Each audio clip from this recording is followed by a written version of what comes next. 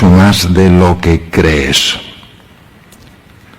La mente humana es tan sumamente poderosa, no tenemos ni idea de lo poderosa que es. Yo he visto algunas cosas que son difíciles de creer. Es tan poderosa que lo que cree lo llega a crear. ¿Cuál es el problema si yo creo que no soy suficiente? ¿Cuál es el problema si creo que no merezco ser querido?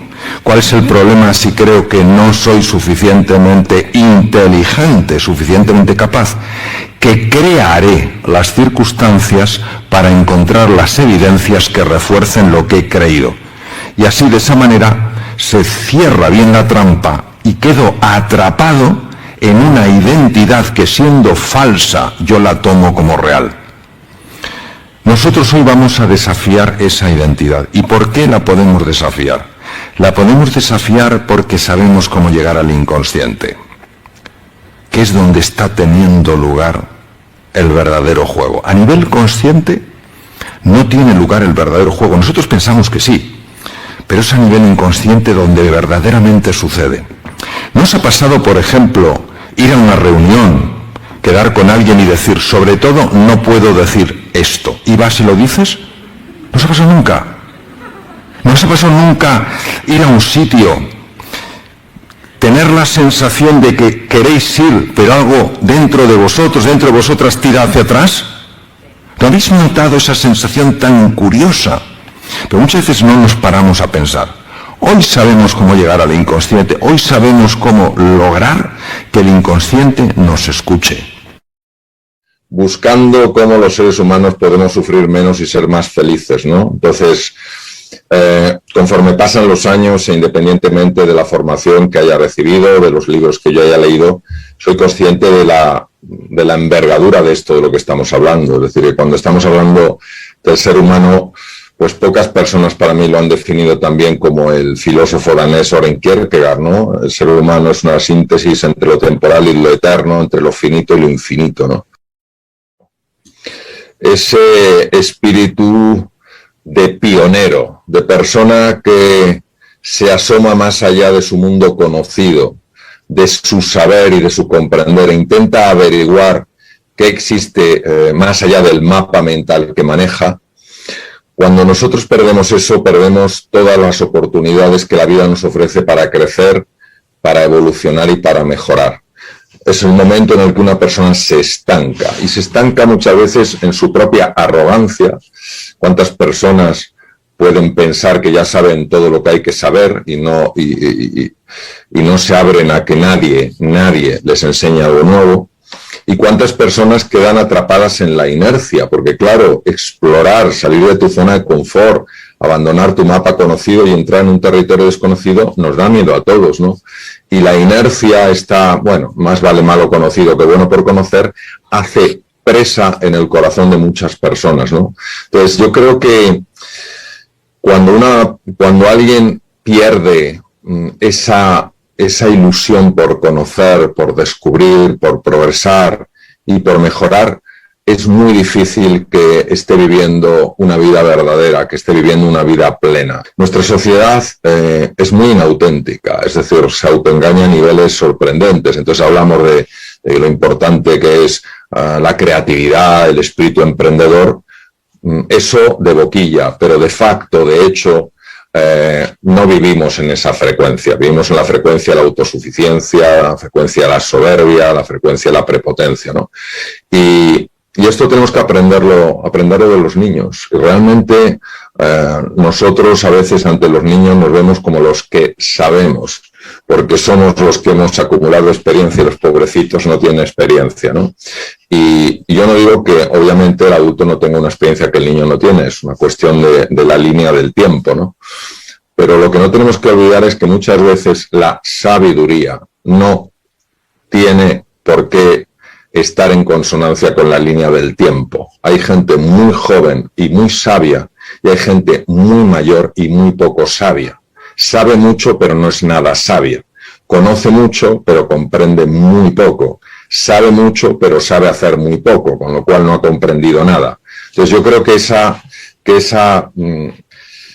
disposición a abrirse, a ser enseñado, es el triunfo de la humildad, mientras que el cerrarse a ser enseñado es el triunfo de la arrogancia, es el triunfo del ego, es el triunfo de la autosuficiencia. Nosotros somos 6 hermanos, 6 chicos, yo soy el segundo.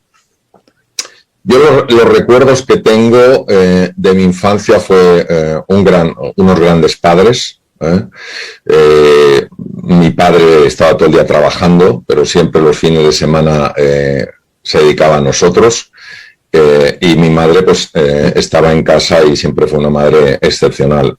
Con mis hermanos me peleaba constantemente, sobre todo algunos de ellos. Hoy tengo una relación excepcional con los 6. Recuerdo poca felicidad yendo al colegio, muy poca. De hecho, iba al colegio bastante asustado. Recuerdo además que en el colegio, ni siquiera en los primeros años, cuando era pequeño, sí que tengo recuerdos, por ejemplo, con 5 años, recuerdos muy claros. No sentí ninguna alegría, ninguna ilusión yendo al colegio. Es más, recuerdo que tenía dudas muy profundas sobre mi propia inteligencia. Recuerdo que era una persona muy soñadora, imaginaba muchas cosas y me inventaba un montón de historias, y me acuerdo que les hacía gracia que contara las historias. Y también recuerdo que una persona más bien reservada, más bien tímida. Entonces mis grandes amigos, tenía algún gran amigo, por supuesto, mis grandes amigos eran los libros de aventuras, los libros de este tipo, ¿no? Entonces yo ahí encontraba un espacio maravilloso para que volara mi imaginación. Tampoco lo recuerdo como una época amarga, ni mucho menos, pero sí una época en la que a lo mejor no tenía esa sensación, sobre todo desde el punto de vista escolar, de estar disfrutando o estar creciendo. Mis primeras salidas al extranjero fueron fundamentalmente por 2 becas que saqué siendo estudiante de medicina en Madrid. Una, me fui a Finlandia, al Círculo Polar Ártico. Era verano, o sea, hacía frío, pero no hacía tanto frío. Al Hospital Central de Laponia, fue mi primera salida a un hospital fuera de España, un hospital espectacular donde el profesor Timo Lara me enseñó un montón de cosas. Yo, pues sabía bastante poco. Tuve una experiencia espectacular, unos amigos maravillosos. Finlandia es un país alucinante, lleno de lagos, unos bosques espectaculares. Esa fue la primera vez. Y la segunda vez fue el año siguiente, que era ya cuando justo terminado mi 6º de medicina, que saqué otra beca y me fui a Innsbruck. Y ahí estuve con el profesor Otto Rose, que era, pues tuve la fortuna de que era el mejor cirujano del mundo en una especialidad de cirugía a la mano, que era cirugía al escafoides, ¿no? Donde me trataron espectacularmente bien, donde me enamoré de Austria, me enamoré de los austriacos, el trato que me dieron. Hice unos amigos, sobre todo italianos, divertidísimos, y en los dos la gran ventaja es que, bueno, también pude mejorar bastante en inglés, porque hablamos todo prácticamente en inglés, y tuve 2 experiencias humanas y profesionales magníficas. Y luego ya empecé a viajar con mucha más frecuencia, y luego ya tiempo después me fui a Estados Unidos. La visión que tenemos del cuerpo, incluso la visión que yo recibí del cuerpo a lo largo de mis 6 años de carrera, y la visión que yo recibí del cuerpo a lo largo de mis 6 años de especialización en cirugía, fue que el cuerpo es, de alguna manera, un ente físico, un ente material, que hace una serie de funciones, todas muy complejas, todas muy interesantes, pero que no tiene un impacto en el entorno mental, ¿vale?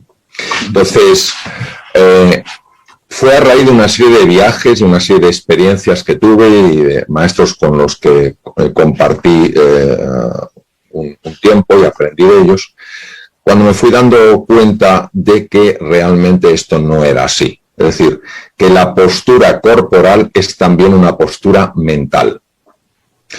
Empecé a practicar disciplinas como el Qigong, empecé a practicar aunque fuera brevemente, disciplinas como el yoga, empecé a hacer ciertos tipos de ejercicios y, bueno, pues empecé a darme cuenta de que estaba mejor. Ya hay mucha investigación, mucha, de centros importantísimos a nivel mundial que muestran clarísimamente que la postura corporal tiene directamente un impacto mental. Un impacto mental. Por ejemplo, lo que tú estabas haciendo, Jesús, los hombros caídos, la cara así, el cuerpo encorvado, etcétera, es decir, como si uno se derrumbara, produce solo después de 2 minutos nada más, una subida del cortisol en la sangre. Las subidas del cortisol así, que no son subidas fisiológicas normales, son muy dañinas porque el cortisol fuera de los ciclos circadianos, que son los ciclos donde él se ha de liberar y desaparecer sangre, eso está perfecto. Salvo esos momentos, no que sé, donde alguien te persigue y el cortisol pues produce un aumento del bombeo cardíaco, la dilatación de los vasos musculares, etc. Pero salvo esos momentos, la liberación de cortisol es bastante negativa y daña a todos los órganos. La simple volver a una postura mucho más con los hombros hacia atrás, una postura más erguida, etcétera, ya empieza a hacer que se desplome el cortisol. ¿Qué es además lo que está pasando hoy en día? Lo que está pasando hoy en día es que, dada la cantidad innumerable de horas que nos pasamos pegados al ordenador, pues si tú te das cuenta, antes las personas salíamos, y por ejemplo viajaba muchísimo, entonces cada dos estaba andando para aquí, para allá, que se tomaba un avión, me iba a otro lado, no sé qué, un coche para acá, o a un paseo, etcétera. Las personas a lo mejor bueno, pues que trabajaban en una oficina, aunque no estuviera lejos de casa, se tenían que salir de casa, montarse en el coche, ir, andar un poco, es decir, había más movimiento. Hoy en día, como lo hacemos todo pegados a un ordenador, una de las cosas que se está produciendo es una debilitación enorme de las piernas, lo cual repercute en un daño en todo lo que es la columna lumbosacra. Y cuando la columna lumbosacra empieza a estar mal, toda la columna empieza a deteriorarse, sencillamente para intentar nivelar, pero al intentar nivelar se altera. Entonces, no cabe duda que las prácticas físicas, todo lo que es el ejercicio físico, todo lo que es el pasear de una manera rápida, los ejercicios, pues el yoga, el qigong, el tai chi, las artes marciales, todo eso, no cabe duda que tiene un impacto a nivel mental, pero un impacto muy, muy positivo. Y de hecho, el doctor Bessel van der Kolk ha demostrado que en personas que han tenido traumas emocionales muy graves, estamos hablando de gente que ha vuelto de guerras, de gente que ha experimentado conflictos bélicos, pero horrorosos, gente que ha quedado atrapada durante horas en su coche después de un accidente, en fin, cosas espantosas, con ejercicios corporales, incorporando el yoga, incorporando el qigong, incorporando prácticas meditativas, etcétera, ha conseguido resultados que en algunos casos son muy superiores a los que se conseguían con medicación. Estamos encerrados en un paradigma en el cual consideramos que el cuerpo está al servicio de la cabeza. De hecho, es un paradigma muy apoyado por todo lo que es el pensamiento cartesiano. Descartes, cuando hablaba de la res cogitas del intelecto, la ponía muy por encima de la res extensa, de lo que era el cuerpo, ¿no? Y el cuerpo tradicionalmente ha sido visto como una máquina, de alguna manera, al servicio de la cabeza, ¿no? Y no se le ha dado el valor, la importancia que el cuerpo tiene en los procesos mentales. Cuando se descubrió, por ejemplo, fundamentalmente en la Universidad de Columbia, en Nueva York, la existencia de un cerebro, un segundo cerebro en el tubo digestivo, ya las cosas empezaron a cambiar. Cuando ya se considera que el corazón no solamente es una bomba cardíaca, una bomba muscular sumamente sofisticada, sino que es un cerebro en sí, las cosas empezaron a cambiar. Entonces, el problema de los paradigmas es que cambian muy lentamente. ¿Y por qué cambian tan lentamente? Porque generan un montón de miedo en aquellas personas que obtienen un gran beneficio, consciente o no consciente, en el mantenimiento de un paradigma. Entonces, es como si en la época de hace 500 años, cuando el paradigma vigente es que la Tierra era plana, pues claro, Colón era un loco, esto de la Tierra redonda. Entonces, ¿qué pasa? Pues que todos sabemos la cantidad de problemas que tuvo para conseguir financiación. Solo fueron los reyes católicos los que le dieron la financiación, pero no consiguió financiación de ningún otro sitio. ¿Por qué? Pues que les parecía un absoluto loco. Un tío que decía que se podía llegar a las Indias porque la Tierra era redonda en lugar de la Tierra plana, pues era considerado un loco. Entonces, esto es muy del ser humano. Por eso los grandes avances a veces tardan tanto en llegar. Y luego tenemos que distinguir dentro de la ciencia dos tipos de personalidades.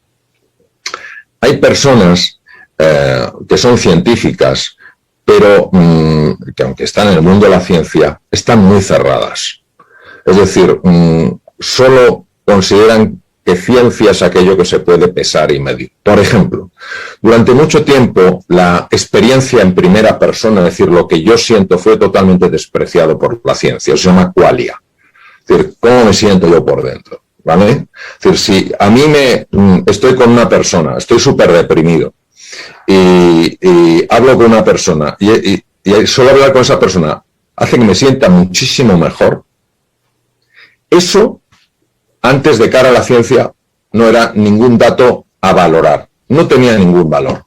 Tenían que hacerme pruebas y si no veían en las pruebas ciertos cambios, eso era una lucubración mía. Hoy en día, la valoración en primera persona es sumamente reconocida en muchos campos de la ciencia. Entonces tenemos personalidades científicas que consideran que solo existe lo que se puede pesar y medir, ¿vale?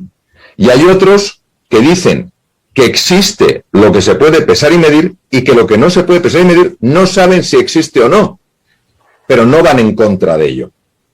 Entonces, la posición agnóstica, es decir, de suspensión del juicio en la ciencia, es tremendamente comprensible. Mira, yo no lo sé si existe o no, no lo puedo medir, pero es a donde puedo llegar. Pero la posición que ya no es agnóstica, es cínica de algunos científicos, esto no se puede pesar ni medir, no existe, eso no está haciendo un favor a la ciencia. Sorprendente que nos parezca es la mente la que está generando o empeorando muchas enfermedades. Entonces, la mente tiene una conexión, o sea, la mente que conecta con el cuerpo está muy arraigada en el inconsciente humano. Y al inconsciente humano no se le llegan simplemente con palabras.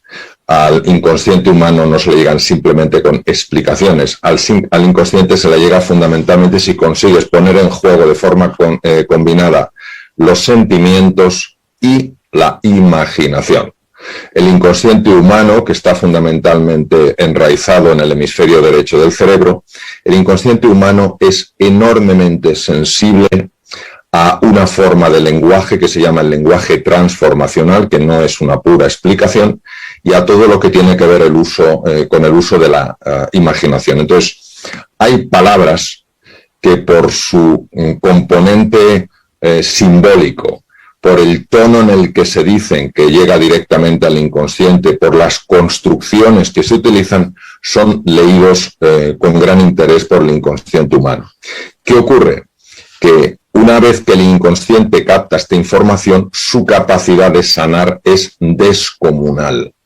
Tan descomunal que hay publicaciones científicas que muestran hasta desapariciones de metástasis en menos de 48 horas, cosa que ya no se puede negar. Otra cosa es que se busque una explicación u otra. ¿Qué quiere decir? Quiere decir que hay toda una dimensión que se nos escapa. Los más grandes terapeutas que ha habido en la historia, se sabe que su verdadero arte no era la metodología que utilizaban, era la forma en la que usaban el lenguaje para conectar con las personas. Y en este caso, el uso de la metáfora de la historia ha sido siempre de extraordinario valor, porque una metáfora lleva imágenes, lleva sensaciones, lleva sentimientos. Para mí, el terapeuta más grande que ha habido en la historia, que es Jesucristo, usó muchas metáforas. ¿Por qué hablaba en parábolas? Las parábolas son metáforas. Claro, para nosotros que vivimos muchísimos años después, pues esto como que tiene poco sentido, porque si te están hablando de rebaños, te están hablando de corderos, te están hablando de acá, pues para una persona que vive más en el campo lo puede enganchar.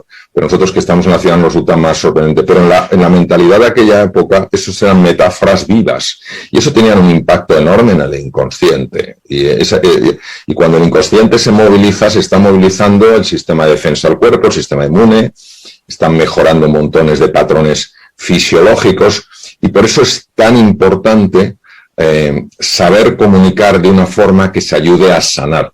Y esto ha sido muy estudiado. Incluso, fíjate que las simples palabras pueden evocar por sí mismas emociones. Si yo digo pánico, la palabra ya está generando en mí imágenes y sensaciones. Si digo amor, si digo serenidad, también. Entonces, lo que tenemos que entender es que las palabras jamás se las lleva el viento. Las palabras tienen siempre un impacto. Y saber manejar el lenguaje es muy importante. Pero tú fíjate además, Jesús, que no solamente estamos hablando de cómo nos habla alguien, lo más importante es cómo nos hablamos a nosotros mismos. O sea, si verdaderamente nosotros pudiéramos ver lo que nos estamos diciendo más allá de la conciencia, entenderíamos perfectamente por qué nos sentimos tan mal, por qué a veces estamos tan frustrados, por qué a veces estamos tan tristes, por qué a veces estamos tan desilusionados. Es como si tuviéramos un compañero que se ha integrado sin darnos cuenta, nos está hablando. Nosotros lo oímos, pero no sabemos que lo estamos oyendo. Pero claro, nuestro cuerpo sí reacciona. Y esto lo hemos visto clarísimamente. Cuando cambias la forma en la que te hablas, cambia cómo te sientes. Cuando cambia cómo te sientes, cambia lo que percibes. Cuando cambia lo que percibes, cambia tu forma de actuar. Pero somos inconscientes, es decir, no nos damos cuenta, no estamos cayendo en la cuenta de que la forma en la que nos hablamos es una forma tremendamente dura. Y cuando hablamos a los demás con dureza, es porque a nosotros nos estamos hablando con dureza. Es imposible hablar a un ser humano con dureza si uno se habla con amor. Es imposible. Otra cosa es que seamos más conscientes de la dureza que podemos tener hablando con otra persona y no de la dureza que tenemos con nosotros mismos. Pero cuando una persona realmente se quiere no es vive engolada, vive centrada en sí misma, constantemente autoafirmándose. Cuando una persona se quiere de verdad, lo que es el amor en mayúsculas, es inevitable que ame a otras personas, es imposible no hacerlo.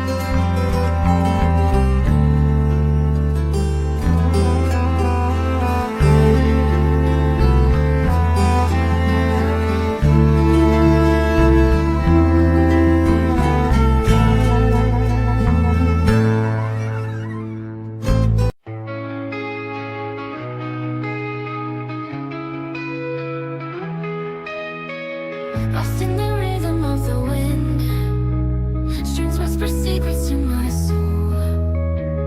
In a world of alternative rock where indie rock takes control, our rock paints a picture so vivid.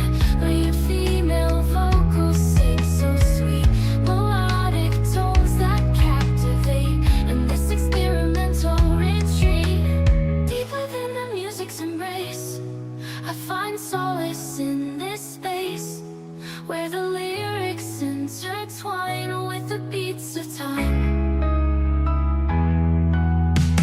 Layers of sound surround me like a symphony of the mind. An art rock masterpiece unfolding in a melody so kind.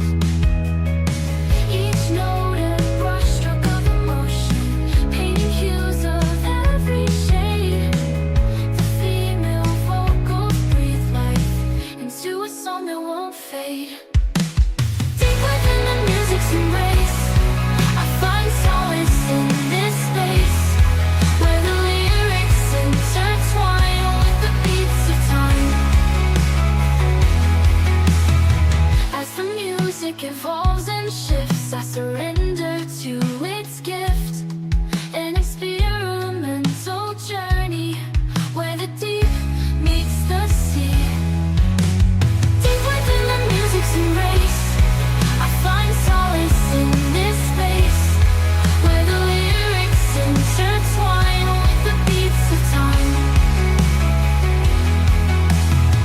The final chord fades away in this chill melodic play. A song that lingers in the air, leaving traces everywhere.